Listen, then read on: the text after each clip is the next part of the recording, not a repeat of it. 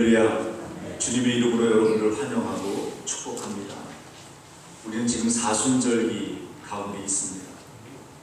사실 기독교의 절기의 연호는 사람이나 목회자들이 정하자고 해서 생긴 게 아닙니다.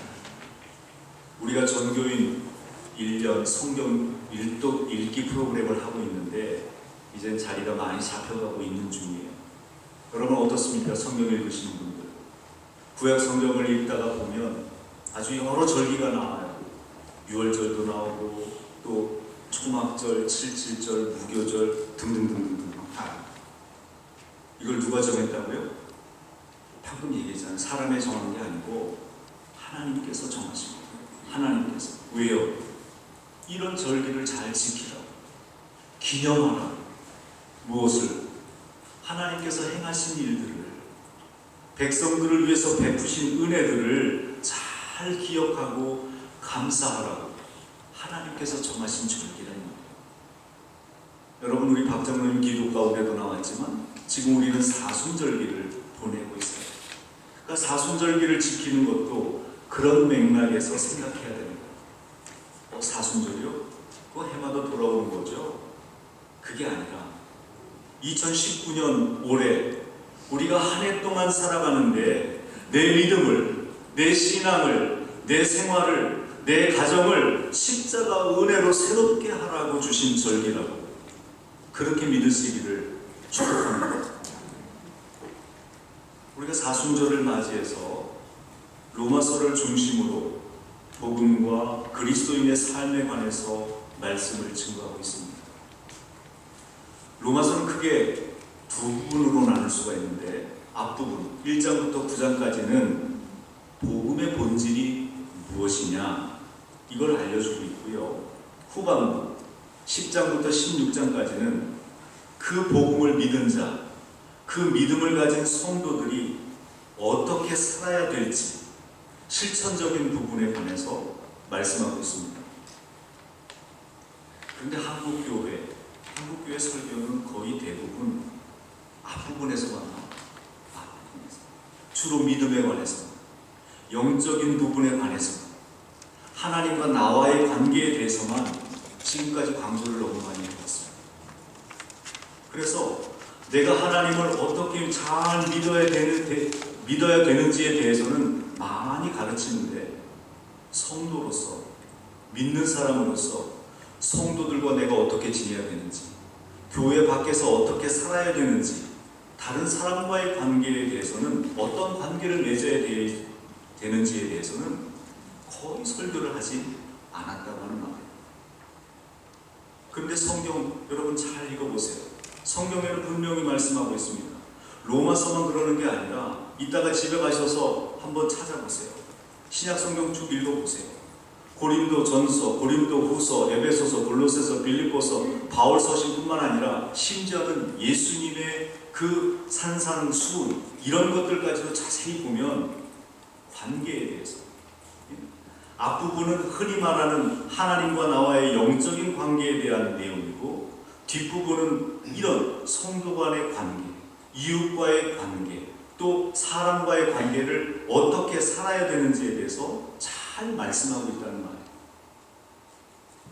이렇게 한국 교회가 목회자들이 복음의 앞부분만 강조해서 어떤 경향이 생겨났습니까? 믿음만 강조하는 기형적인 신앙이 생겨났다고 하는 말이에요. 무의식적으로 믿음만 있으면 돼요. 믿음만 있으면. 이웃관계, 성도관계는 아무렇게나 해도 된다고 하는 그런 생각이 들게끔 되었다고 하는 말이에요. 그래서 믿는 사람들이 인간관계하면서 거짓말하고 상처 주고 자랑하고 교만한 것을 아무렇지도 않게 생각하고, 더 나아가서 사기치고 비도덕적으로 살아도 믿음만 좋으면 된다는 식의 그런 생각을 갖게 되고, 믿지 않는 세상 사람들이 안 하는 일, 그런 일까지 서슴지 않으면서도 하나님께서 나를 도우시고, 내가 잘못해도 회개하면 되고, 하나님께서 지켜주실 것이라고 하는 이런 잘못된 생각과 잘못된 믿음을 갖게 갖게 되었다고 하는 말입니다. 그렇게 행동한 성도도 문제지만 근본적인 것은 이건 성도들의 책임이 아니라 목회자의 책임이고 목회자의 잘못입니다. 사랑하는 여러분, 제 뒤에 십자가가 보이시죠? 십자가는 제가 막대기로 칭하겠습니다. 세로 막대기, 하나님과 나와의 관계를 상징하는 것. 가로 막대기, 가로는 나와 이웃과의 관계를 상징하는 것이다. 여러분도 잘 알고 있어요. 성육신하신 우리 예수님의 일생은 바로 이 십자가 형상 그대로 사셨습니다. 예수님께서는 하나님을 경외하셨고 십자가를 지시기까지 순종하셨어요. 그리고 인간을 사랑하시고 목숨까지 다 주셨다고 하는 것. 여러분 어떻습니까? 내 신앙의 막대기를 한번 돌아보세요. 나는 가로와 세로가 온전히 있는지. 어떤 분들은 가로 막대기만 있어요. 가로 막대기만 있으면 이게 십자가라고 할 수 있습니까? 세로 막대기만 있으면 십자가라고 할 수 있습니까? 아니에요. 어떤 분은 가로만 있어요. 사람들과의 관계, 믿는 자와의 관계는 너무너무 잘하는데 하나님과의 관계는 등한히 하는. 이런 분들은 세로의 관계가, 세로의 막대기가 더 깊어져야 돼요. 또 세로 막대기만 있다면 그것을 우리가 십자가라고 말할 수 있습니까? 아니에요. 나의 신앙을 한번, 나의 신앙생활을 돌아보기로 합니다. 나의 신앙은 혹시 세로 막대기 덜렁 있는 그런 모양은 아닌지. 그럼 뭐가 필요해요? 가로가 필요하단 말이에요. 가로가 생겨나야 된다는 말이에요. 그래야 십자가 모양이 된다고 하는 거예요. 십자가 모양으로 살아야 그것이 바른 믿음이고 세상 사람도 기독교를 지탄하지 않게 된다고 하는 말이에요. 여기 계신 분은 그래도 하나님에 대한 믿음이 있으니까 예배 나오신 분들이라고 믿고 하나님 관계가 근본적으로 있다고 믿고 저는 오늘 가로를 키우는 설교를 하려고 합니다. 한번 저를 한번 따라해 보시죠. 가로를 키우자. 가로를 키우자.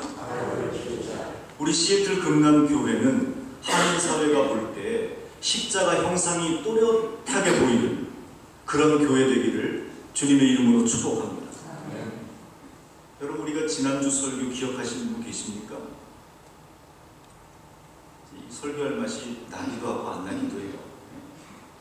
아시는 분들은 아셔.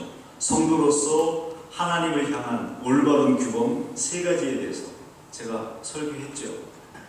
기억나세요? 네. 제가 요약하진 않겠습니다. 저는 지난주 설교를 이거는 뭐를 세우는 설교였어요? 세로를 세우는 설교. 나하고 하나님과의 관계를 세우는 이 설교를 했거든요. 여기서 요약하지 않는 거는 여러분 궁금하시면 집에 가셔서 유튜브를 보시든지 우리 교회 홈페이지를 잘 들어보세요. 오늘 설교는 가로를 놓을 수 있는 설교를 하려고 합니다. 자, 오늘 말씀을 읽어보면 사도 바울은 하나님과 바른 관계를 맺게 된 크리스천, 이게 의롭게 되었다 하는 정의예요. 의롭게 되었다. 영어로는 righteousness. 영어 성경에는 그래서 have a right standing with God 그렇게 되어 있어요. have a right standing with God. 더 쉽게는 have a right relationship with God. 이렇게 그리스도의 십자가를 믿는 믿음으로 하나님과 나와 바른 관계를 맺게 된 성도들, 이걸 의롭게 되었다 이렇게 표현하는데, 이런 성도들이 이번에는 세로뿐만이 아니라 가로로 내가 아닌 다른 사람과 바른 관계를 맺어야 된다고 합니다. 다른 사람과 바른 관계가 무엇인지를 오늘 우리가 읽은 성경 본문에 보면 알려주고 있어요. 로마서 12장을 여러분들이 잘 살펴서 읽어보시면 앞부분에는 지난주 설교처럼 나와 하나님과의 관계 세 가지를 말씀하고 있고요. 뒷부분에는 10가지, 사람들에게 이렇게 하라 10가지를 기록하고 있는데 앞에 5가지는 성도가 다른 성도에게 어떤 마음으로, 어떤 자세로 대해야 되는지, 뒷부분 5개는 성도가 세상 사람들, 믿지 않는 사람들에게 어떻게 대해야 되는지에 대해서 기록하고 있습니다. 자, 오늘은 같은 믿음의 성도들, 옆에 있는 분들 보세요. 내가 옆에 있는 분들하고 어떤 관계를 맺는 것이 바른 관계인지에 대해서 말씀을 하고 있습니다. 특별히 오늘 9절부터 13절까지 사이에서 오늘 집중적으로 찾아보려고 하는데, 오늘 여기에 나오는 10절 말씀의 형제라고 하는 말은, 여러분, 이것은 혈육의 형제가 아니라 누굴까요? 나처럼 하나님 아버지의 자녀가 된 성도들을 형제라고 부르는 거예요. 형제들아. 그럼 옆에 있는 분들이 형제예요. 자매인데요? 예, 자매라고 해도 괜찮습니다. 여러분, 옆에 있는 분들이 형제, 자매처럼 보이십니까? 예. 여러분에게 믿음이 있으면, 또 믿음의 눈으로 보시면 옆에 이렇게 앉아 계신 분들이 형제로 보이고 자매로 보이실 거예요. 그런데 아직까지 그렇게 보일랑 말랑하는 그런 분들도 계실 텐데, 이것은 사랑의 문제 이전에 이건 믿음의 문제입니다. 하나님께 믿는 성도들을 형제로 볼 수 있는 영안이 띄어지게 해달라고 우리가 기도해야 돼요. 그럴 때는. 자, 우리 9절부터 한번 읽어보려고 해요. 9절 함께 읽습니다. 사랑에 거짓이 없나니 악을 미워하고 선에 속하라. 그 다음에 10절의 상반절, 형제를 사랑하여 서로 우애하라. 10절의 하반절이에요. 형제를 존경하기를 서로 먼저 하라. 지금까지 3개 말씀드렸어요. 11절에 부지런하여 게으르지 말고 열심을 품고 주를 섬기라. 4개예요. 5번째 13절에 성도들의 쓸 것을 공급하며 손 대접하기를 힘쓰라. 아멘. 자, 여러분 어떻습니까? 우리 시애틀 금난교회가 이런 교회입니까? 아멘 소리가 나오지도 않네요. 네. 그럼 우리 시애틀 금난교회가 이렇게 될 싹이 보입니까? 많이 커지셨어. 예. 그러면 우리 시애틀 금난교회가 이런 교회가 될 줄로 믿습니까? 아멘. 다 아멘 하셨어요. 여러분, 하나님께서 다 보고 계셔요. 우리가 한 마음으로 이렇게 되기를 바라고 노력하면 성령께서 반드시 도와주실 줄로 믿습니다. 자, 오늘은 9절부터 보려고요. 9절. 사랑에 거짓이 없나니 악을 미워하고 선에 속하라. 사랑에 거짓이 없나니 악을 미워하고 선에 속하라. 사랑의 가장 첫 걸음은 거짓 없이 대하는 겁니다. 이게 우리가 살면서 많이 경험하잖아요. 말로는 다 사랑한다고 그래요. 그런데 어휴, 같은 고향이네. 어휴, 같은 학교 출신이네. 어휴, 같은 주에서 살다가 왔네 하면서 막 급속도로 친해지고 막 좋다고 하다가 가만히 보면, 아니, 저 사람이 자기 이익만 챙기고 있어요. 어떨 때는 내 험담을 해요. 그리고 친하답시고 막 무례하게 해요. 그런데 정작 내가 도움이 필요하고 내가 힘들 때는 나 몰라라 해요. 그러면 그때 제가 깨닫습니다. 아, 저 사람이 나를 사랑하는 게 아니었구나. 그렇습니다. 사랑은 거짓이 들어가면 사랑이 아닙니다. 성도를 사랑하겠다고 마음먹은 사람이라면 절대로 거짓말을 주의해야 됩니다. 그렇습니다. 거짓으로는 절대 관계를 맺을 수가 없습니다. 겉과 속이 다른데 어떻게 살아갈 수 있어요? 겉과 속이 다른데 어떻게 관계가 맺어집니까? 다윗도 그런 경험을 합니다. 시편을 읽어보시면 다윗의 이야기가 거의 반이에요. 73편이에요. 150편 중에. 그게 다윗의 이야기인데, 다윗이 하나님과의 관계는 온전히 했고, 그런데 사람들 사이에서 굉장히 많은 어려움을 겪습니다. 시편 52편에 보면 다윗이 이렇게 말합니다. 오 용사여, 너는 어찌하여 악한 일을 자랑하느냐? 너는 어찌하여 경건한 사람에게 저지른 악한 일을 쉼없이 자랑하느냐? 너 속임수의 명수야. 너의 혀는 날카로운 칼날처럼 해로운 일만 꾸미는구나. 너는 착한 일보다 악한 일을 더 즐기고 옳은 말보다 거짓말을 더 사랑하는구나. 너 간사한 인간아, 너는 남을 해치는 말이라면 무슨 말이든지 좋아하는구나. 근데 우리가 가만 보면 거짓말도요, 하는 사람이 더 하고요, 거짓말하고 죄책감을 느끼는 게 아니라 자랑스러워요. 내가 이번에 정말 잘 속여 넘겼어 이렇게 하면서 희열을 느끼기도 합니다. 심지어는 그렇게 거짓말을 하고 속으면 그것을 이겼다고 생각하는 분도 있어요. 내가 마음 먹으면 너 마음대로 할 수 있어. 거짓말하는데 안 넘어가고 안 믿을 사람이 어딨어. 내가 너 얼마든지 망칠 수 있어. 거짓말. 그걸 그리고 이겼다고 생각을 하는 거예요. 여러분, 그게 어떻게 이긴 겁니까?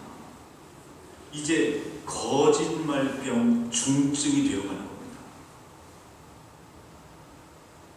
특별히 이민사회에 보면 서로 어디서 왔는지 잘 모르니까 거짓말로 속이거나 포장하는 게 너무 쉽습니다. 한두 번 그런 사람들을 만나서 속는 경험을 하다가 보면 처음에는 어떻게 사람이 감쪽같이 그렇게 거짓말을 하나 분노하기도 하지만 그런 이야기들을 한두 번 경험하고 여러 번 경험하다 보면 나도 불감증이 생겨요. 그냥 대수롭지 않게 생각하고 아무렇지도 않아요. 그래서 이제는 나도 이런저런 거짓말을 하고도 다른 사람들도 그 정도로 다 그렇게 하는데 하면서 자잘한 거짓말에는 죄책감도 잘 안 느껴지기 쉽다고 합니다. 목사님, 저는 안 그러는데요. 그래야죠. 정말 그러면 정말 다행이고요. 이렇게 성도가 악에 물들기 쉽다고 하는 것을 제가 말씀드리는 겁니다. 제가 여러분에게 사랑하는 성도 여러분, 이렇게 말하죠. 목회자로서 성도들 사랑하는 마음에 거짓이 있어서는 안 되겠죠. 제가 여러분 겉으로만 사랑한다고 하고 전혀 사랑하는 행동 안 하면 안 되잖아요. 그거 원하세요? 원하시지 않잖아요. 여러분들은 잘 분별하실지 몰라요. 하지만 사람은 분별하지 못해도 하나님께서 제 마음을 감찰하고 계시니까 다 아신다고 저는 믿습니다. 저는 새벽마다 강단에서 여러분 한 분 한 분의 이름을 불러가면서 기도할 때 만약 여러분 삶 속에 위험이 처한다면 내 목숨을 내놓아서라도 그것을 구해야 되겠다 하는 그런 마음으로, 그런 각오로 기도합니다. 그리고 그 마음이 항상 진실되기를 기도합니다. 그것이 목회자로서, 목사로 세움을 받고 또 그렇게 불림받은 자로서 마땅히 가져야 될 그런 사랑이라고 믿습니다. 여러분, 세월호 참사 기억나시죠? 그때 배가 기울어지고 물이 차오르니까 선생님들이 어떻게 했는지 아십니까? 위치상으로 선생님들이 있었던 곳은요, 한층 더 높은 곳이었어요. 그러니까 구조받기가 훨씬 쉬운 곳에 있었습니다. 그런데 선생님들은 얼른 피하지 않고 어떻게 했습니까? 밑에 쪽으로 내려갔어요. 왜요? 거기 학생들이 있으니까.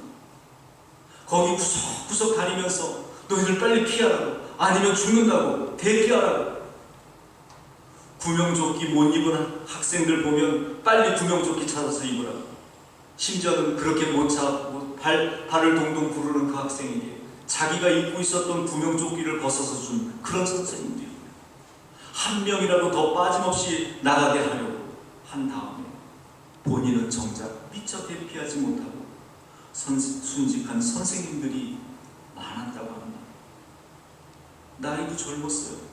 이제 막 사범대 졸업해가지고 부임했던 25살, 26살 교사들이 그렇게 학생들을 살리려고 죽었다고 하는 거예요.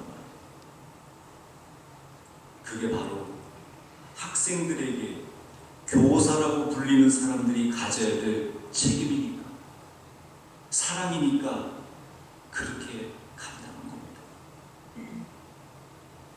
저도 그런 마음으로 이 성전 안에 우리가 함께 신앙생활하면서 함께 모여 예배드리는데, 우리 성도들 가운데 누구에게 무슨 일이 있습니다. 무슨 일이 생기면 저도 그런 똑같은 마음을 가지고 행동할 마음으로 저는 목회합니다. 이것이 목회자의 사랑입니다. 여러분, 여러분의 직분은 무엇입니까? 장로입니까? 권사입니까? 집사입니까? 내가 책임져야 될 속도원들이 있습니까? 선교 회원들이 있습니까?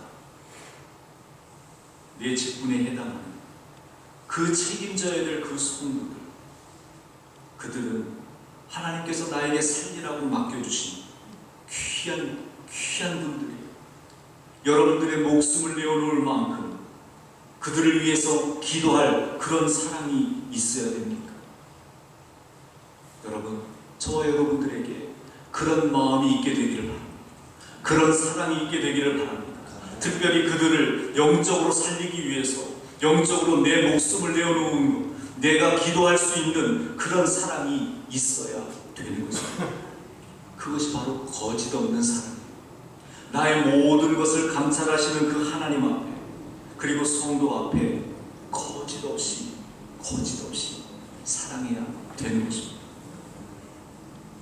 사랑하는 여러분, 그런데 그 사랑이라고 하는 게 쉽습니까? 어렵습니까? 너무 어려워요. 아니 내 배 아파가지고 난 그 자식도 정말 사랑하기가 힘들어요. 왜요? 희생해야 되니까, 인내해야 되니까. 그것조차도 힘든데 다른 사람들, 정말 심지어 내 사랑을 온전히 받아들이지도 않고 오히려 나에게 함부로 대하는 그런 사람들을 사랑하는 거, 이건 정말 내 힘으로는 안 돼요. 예수 그리스도의 사랑의 마음을 내가 품지 않고서는 감당할 수가 없어요. 나를 살리시려고 죽어주신 예수님의 사랑의 마음을 우리가 가지고 있어야 그것이 가능한데, 그 마음은 언제 생깁니까? 기도할 때 생깁니다. 기도할 때 사랑할 수 있는 방법을 알려주시고, 기도할 때 사랑할 수 있는 능력을 내게 주시고, 기도할 때 내가 사랑해야 되겠다고 하는 그런 마음을 내게 허락해 주신 거예요. 여러분, 우리가 기도할 때 우리의 눈물방울들이 떨어져서 그들의 완고하고 딱딱한 마음, 그 마음을 녹이는 거예요. 그 마음을 허물어뜨리는 거예요. 가뭄이 들어서 쩍쩍 갈라진 땅에 비가 필요하고 물이 필요하죠. 이민자로 이 세상 살면서 이민자의 삶이 얼마나 퍽퍽하고 빡빡합니까? 사람들 만날 때 각박해요. 그렇게 쩍쩍 갈라져 있는 그들의 마음, 기도의 눈물로 메꿔줄 수 있는 거예요. 기도의 눈물. 여러분, 그렇습니다. 우리가 기도할 때 나를 살리시려고 죽어주신 예수님의 은혜와 사랑을 내가 더욱더 깊이 깨닫게 되고, 감사하게 되고, 감격하게 돼서 나도 내가 그 사랑을 좀 보답해야겠다, 내가 실천해야 되겠다 하는 그런 마음이 들게 된다고 하는 거예요. 이 사순절에 먼저 저와 여러분들이 이 예수 그리스도의 은혜와 사랑을 더욱더 깊이 깨닫고 붙들고 만나시기를 축복합니다. 그 사랑을 내 심령 속에 풍성하게 공급받아서 우리가 다른 성도들을 품고 이웃들을 사랑하는 것까지 나갈 수 있게 되기를 바랍니다. 사랑하는 여러분, 이번 사순절, 이 고난 주간에 우리 교회가 특별 새벽 기도로 모이려고 합니다.